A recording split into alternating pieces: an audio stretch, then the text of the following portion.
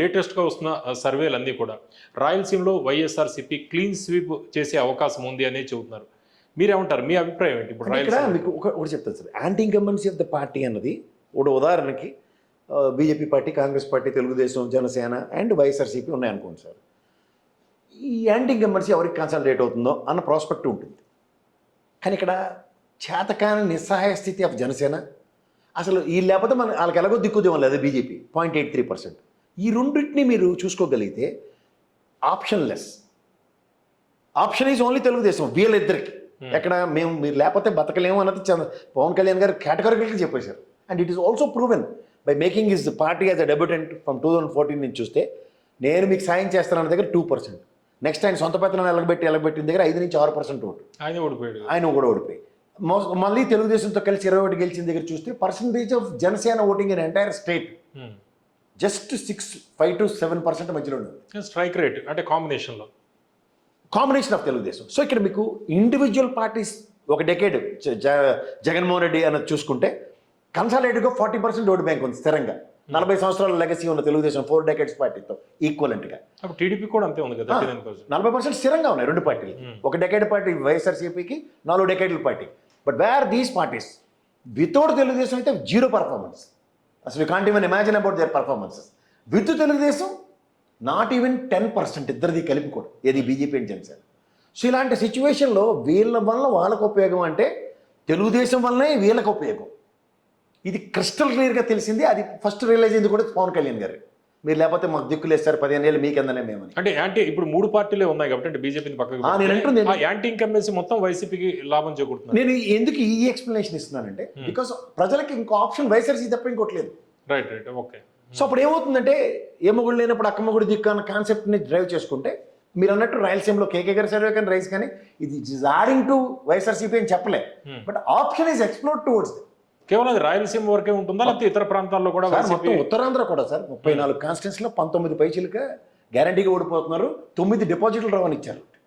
అలాగే ఉభయ గోదావరి జిల్లాలో that is the deciding factor. ఎప్పుడైనా ఉభయ గోదావరి జిల్లాలో 17 పైచీలుగా అక్కడ అత్యధికంగా ఎవరు గెలిస్తే అదే ప్రభుత్వంలో. మీకు దీన్ని గమనిస్తే మీరు ముఖ్యంగా ఎక్కడ గుంటూరు విజయవాడ కూడా, అంటే బిఫోర్ రాయలసీమ కన్నా ఆయన గుంటూరు విజయవాడ ఇచ్చారు. అది గ్రేటర్ రాయలసీమ కూడా ఇచ్చారు ఆయన. అంటే గ్రేటర్ రాయలసీమలో ప్రకాశం అన్నీ కూడా కలుస్తాయి. మీరు ఇది గమనిస్తే సార్ గుంటూరులో కూడా ఇప్పుడు మోస్ట్ హ్యాపెనింగ్ థింగ్ ఏంటి, అమరావతి కదా. ఈ అమరావతి అనే క్యారీ బ్యాక్ మళ్ళీ కూడా తెలుగుదేశం ఎత్తి మీద ఉంది. ఫర్ ఇన్స్టెంట్ ఇప్పుడు రేపు రాబోయేది వర్షాకాలం, అంటే కీడించి మేలుంచుతాం.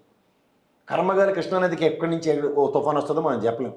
వచ్చింది, ఇది మళ్ళీ carry back to that. So already Guntur విజయవాడలో కూడా ఫస్ట్ టైమర్స్ అందరూ ఓడిపోతారని ఒక డేటా ఇచ్చారు. అంటే ఈ సుజనా చౌదరి లాంటి ఎత్తిపోతల పథకాలన్నీ గ్యారంటీ పోతాయని. సో ఇక్కడ మీరు గమనిస్తే ఓవరాల్గా మొత్తం స్టేట్ ఉభయ గోదావరి జిల్లాలు, ఉత్తరాంధ్ర అండ్ రాయలసీమ అన్నీ చూసుకున్నా సరే 50% తేల్చేశారు ఇప్పటికి. 95 పై సేకరణ కూడా చేయబోతున్నారు. ఇంకా దాన్ని ఇంకా డెవలప్ చేయబోతున్నారు కదా, ఏరియా కూడా పెంచబోతున్నారు. 95 స్థానాలకు ఉపద్రవం అని చెప్పారు ఇవాళ. మీరు అది గమనించండి. ఇప్పుడు మీరు అన్నట్టు భూసేకరణ అమరావతి ఇప్పుడు మొదటిదానికి దిక్కులేదు, కడదానికి కళ్యాణం అన్నట్టు ఇప్పుడు అమరావతిలోనే ఇప్పటికీ 33% పీపుల్కి ఏదైతే ఉందో ల్యాండ్లు వాళ్ళకి ఇవ్వలేదు. ఏది 1000 ఎకరాలు 1000 గజాలు ల్యాండ్ 200 గజాలది. ఇది అక్యుములేషనే కదా. పైపచ్చి రాజధాని వాళ్ళ అమరావతిని గజెట్ తీసుకురాలే. మీరు గమనించారు 10 సంవత్సరాలు మనకి రాజధాని లేని రాష్ట్రం అని ఏడుస్తూ 5 సంవత్సరాలు గత ప్రభుత్వం మీద పడిన బాధ వాళ్ళు రిట్ ఆఫ్ మ్యానమస్ తీర్పు గౌరవిస్తూ, అంటే జగన్మోహన్ రెడ్డి గారి వల్ల ఏ విధంగా దెబ్బతిందో అటువంటి ఇబ్బంది లేకుండా ఒక గెజిట్ తీసుకొచ్చి ఒక చట్టబద్ధం చేస్తామని ప్లాన్ లో కూడా వీళ్ళు ఉన్నట్టు. ప్లాన్ దేనికండి? ఇప్పుడు గతంలో మీరు చంద్రబాబు నాయుడు గారిని గమనిస్తే పోలవరం ముంపు మండలం నాలో కలిపితేనే కానీ నేను ప్రమాణ స్వీకారం చేయను అన్నాడు ఆయన. జ్ఞాపకం మీకు?